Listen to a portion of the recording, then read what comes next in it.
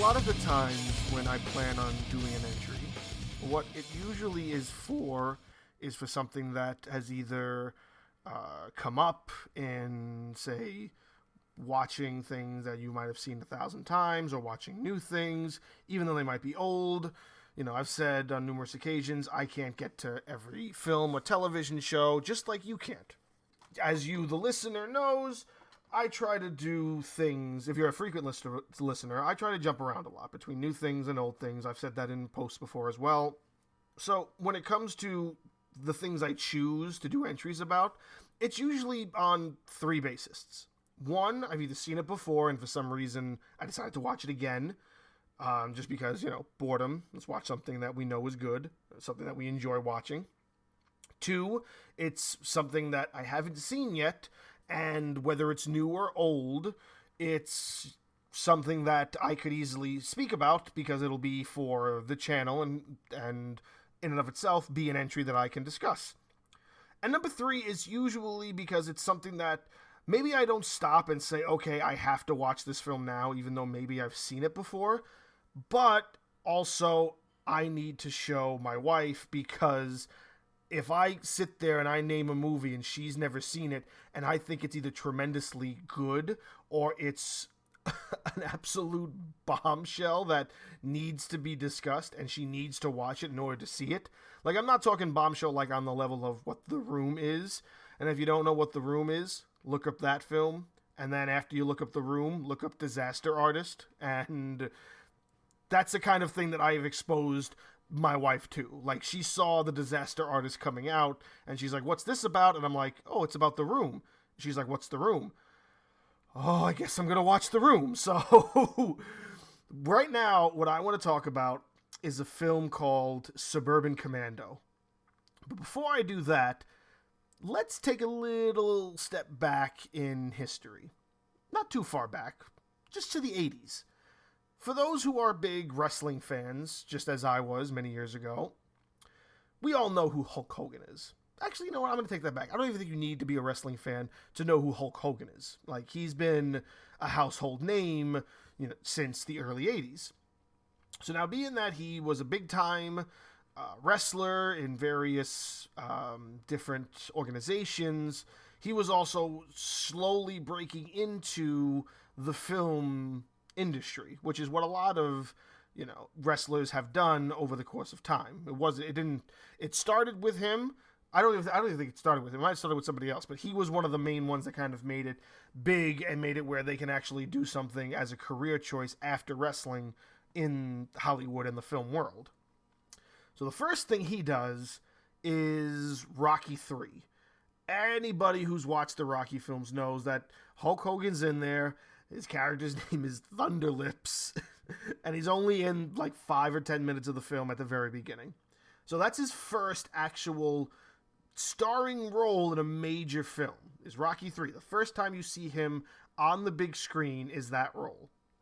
Now, when you go to, like, say, his IMDb to kind of look up, what else has he done? He's listed as being an actor in 174 different things. Don't believe that number.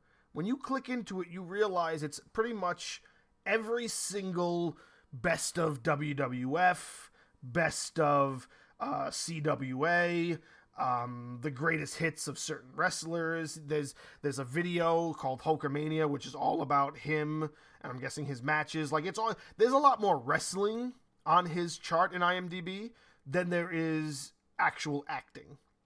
I think right after that, the only other thing he's actually in is an animated TV series they tried in like 85 or 86, Hulk Hogan's Rock and Wrestling. So of course he's going to play the voice acting of his own character.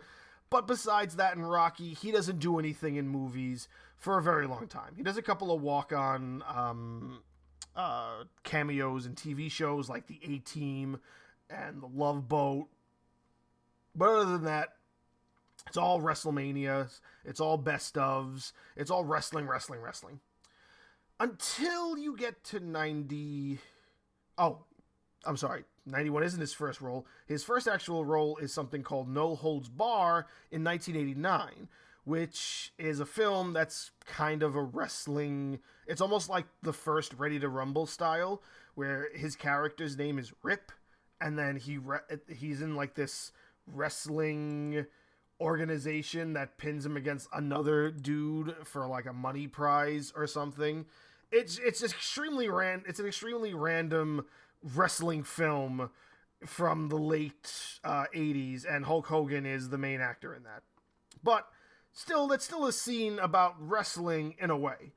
When you get away from the wrestling and you kind of see his first leading role in something that has like nothing to do with wrestling in and of itself, we get to 1991.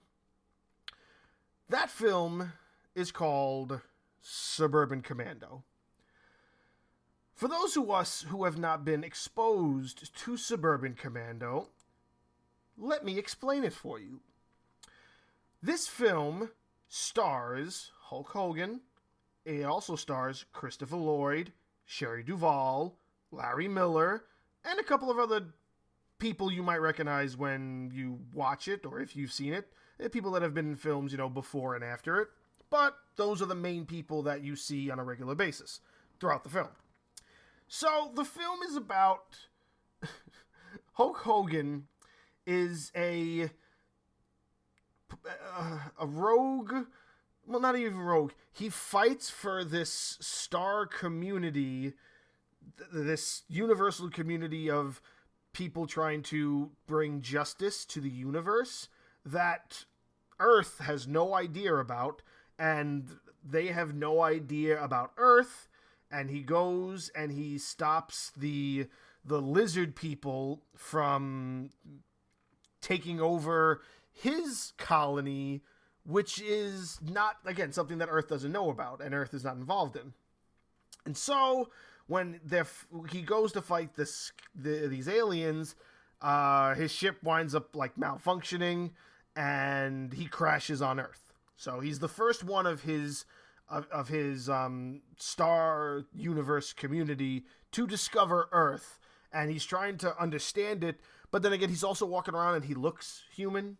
So I don't get why you see this opening scene where he's walking through like Miami and he's just looking at people like they look weird, but he doesn't realize that he looks just like them. It just so happens that he's 6'5" and has, muscles the size of, pickle jars.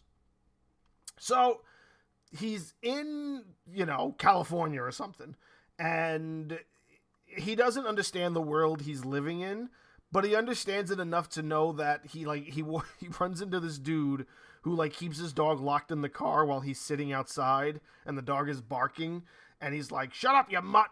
And then Hogan's like, "Not on my watch."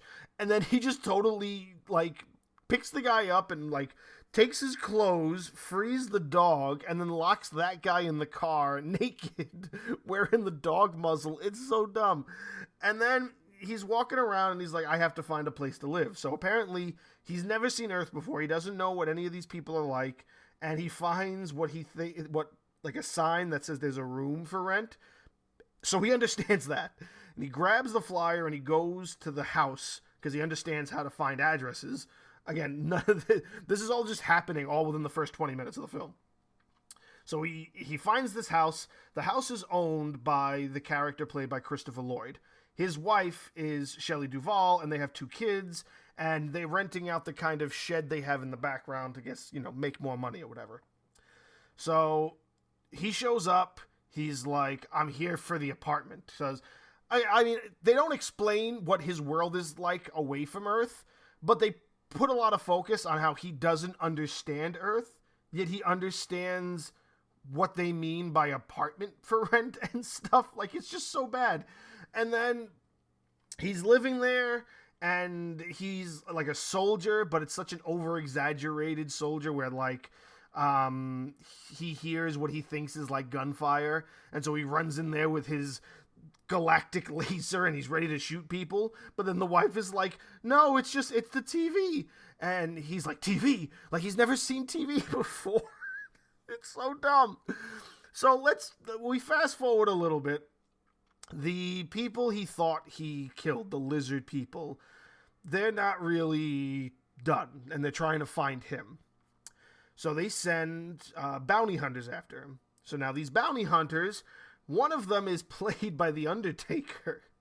And they don't talk, and they get into these huge fights that are just like running through walls, but like there's very little special effects. It's just the idea that, okay, I'm going to pick you up and I'm going to slam you into the wall so hard, and the wall is obviously made of paper and like crumbly like chalk, so it's very easy for me to slam you and for it to all shatter into 1,000 pieces to give the effect that I'm super strong.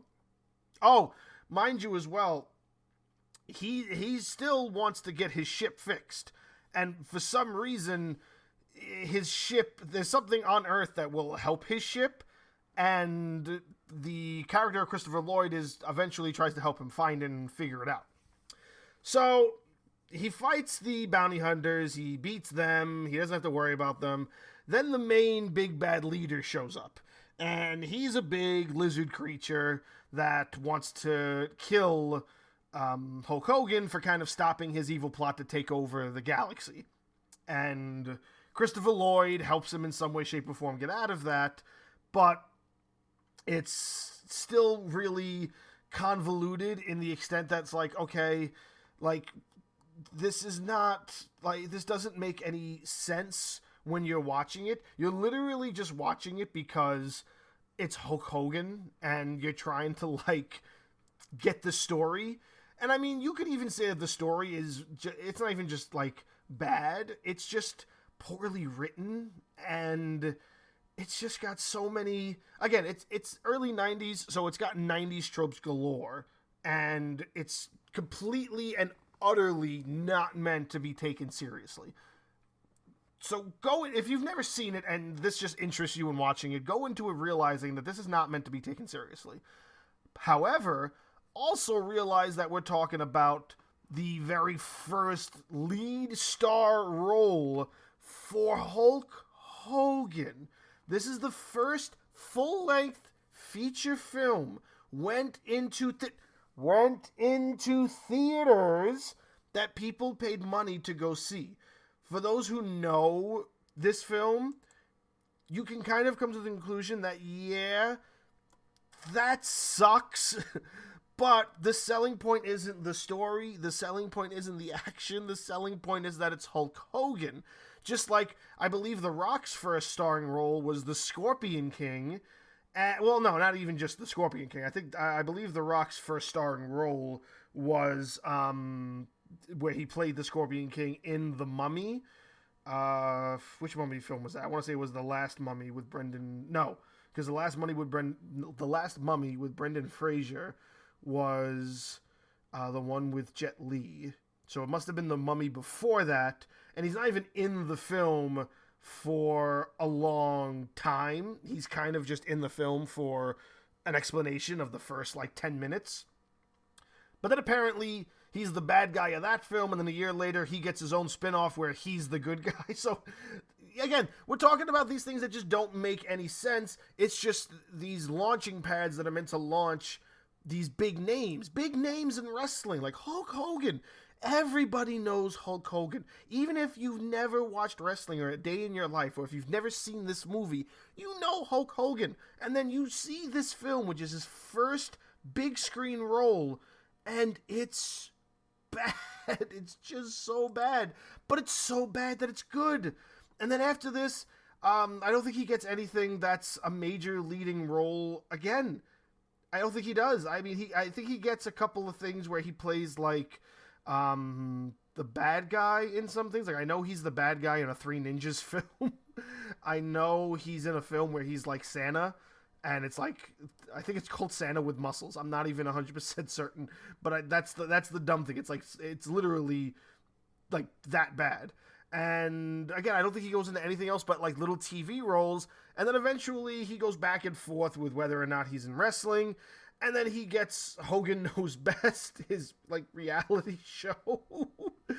And it's just so, his acting career is such an example of the unfortunateness of having that big of a name, but not having, I don't want to say like the acting talent, but just like Yeah, I guess I will say that it's just the acting talent he has is just not there to the point where like where The Rock is, and The Rock has blown up as a huge star because he has like real acting capabilities. You know, I mean, maybe I'm wrong in saying that. Maybe there's people out there that sit there and they look at his films as treasures to the world and fantastic 90s films for generations to look and be inspired by. But truthfully, if you're talking that the first film is Suburban Commando, you can't take that career seriously unless he has something. So, like, The Rock had a bunch of things leading up to what could possibly have been a couple of strings of bad films. When you're starting at the middle of what is a couple of strings of bad films, I mean, how how is it that this guy was such a big name in the wrestling world and still was for many years after this film came and left our memories, but that he just doesn't get like the acting? Maybe he didn't want to do it. I've never seen any real documentaries where he talks about it. I also never really see anybody ask him like, how do you feel about Suburban Commando? And I mean, maybe he'll just outright say, oh yeah, that was the greatest film I've ever done in my life. I mean, I don't know who would say that. I'm pretty sure Christopher Lloyd doesn't give two shits about Suburban Commando. You know, he's got more than enough fantastic films under his belt, so Suburban Commando is definitely on the lower tier of films he cares about. But for Hulk, that's it's like all he has. You know, 5 of his starring films, and Suburban Commando is one of them. And again, if you're listening to this and you saw the name and it just confused you, by all means, take a second, look this film up, see if you can find it on something, and watch it. You will not regret the experience this film will give you, because it is definitely an experience.